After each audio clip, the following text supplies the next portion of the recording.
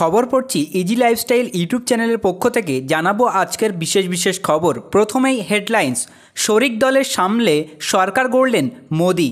এবার কি নিজের ভূমিকা নিয়ে নয়া কৌশল চিন্তায় বিরোধীদের?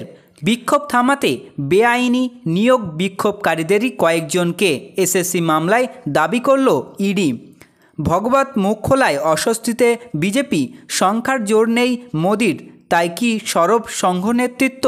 ট্রাক থেকে তোলা টাকা যাচ্ছে কাঁথিতে। মুখ্যমন্ত্রীর সতর্কবার্তা প্রশাসন বৈঠকে। বার্তা সন্দেশখালী প্রসঙ্গেও। রাজনীতি কাদের করা উচিত? নবীন প্রবীণ দ্বন্দ্ব সরিয়ে অভিষেকের সঙ্গে এ বিষয়ে একমত ফিরহাদ হাকিম।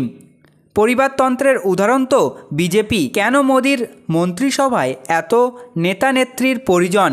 প্রশ্ন রাহুলের। জানাবো এখন বিস্তারিত খবর। তার আগে ছোট্ট একটা অনুরোধ, যারা এখনও চ্যানেলটি সাবস্ক্রাইব করেনি অবশ্যই সাবস্ক্রাইব করুন, পাশে থেকে ঘন্টাটি বাজিয়ে রাখুন এবং আপনার বন্ধুদের কাছে ভিডিওটি শেয়ার করে দিতে পারেন।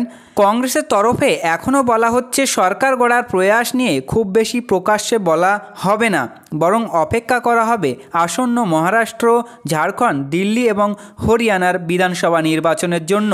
জোট শরিকদের সঙ্গে যাবতীয় বোঝাপড়ার পরে নরেন্দ্র মোদীর মন্ত্রক বন্টন করে ফেলেছেন। নিজেদের কাজও শুরু করে দিয়েছেন মন্ত্রীরা। প্রশ্ন উঠেছে এবার বিরোধীদের কি ভূমিকা হবে? প্রধান বিরোধী দল কংগ্রেসের প্রাথমিকভাবে সাময়িক উত্তেজনার পরিবেশে শরদ পাওয়ারের মাধ্যমে টিডিপির চন্দ্রবাবু নাইডু অথবা জেডিইউর নীতিশ কুমার শিবিরের সঙ্গে যোগ করেছিল।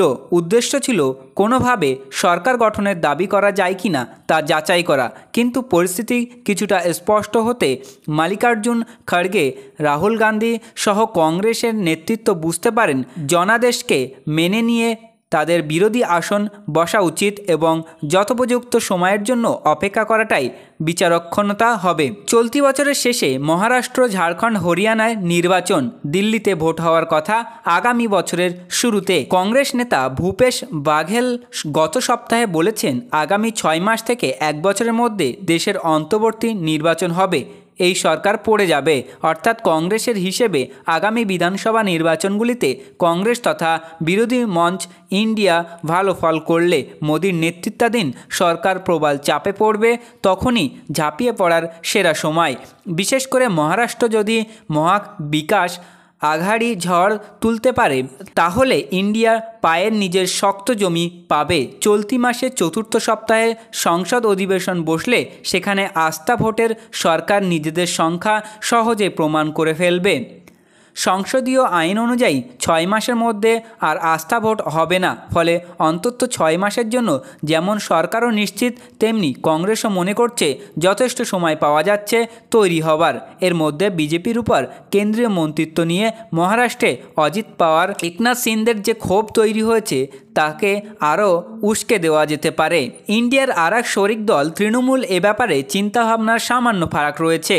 পশ্চিমবঙ্গের শাসক দল আগেই জানিয়েছিল তারা সুযোগের অপেক্ষায় বসে থাকতে চায় না, বরং ঝাঁপিয়ে পড়তে চায়।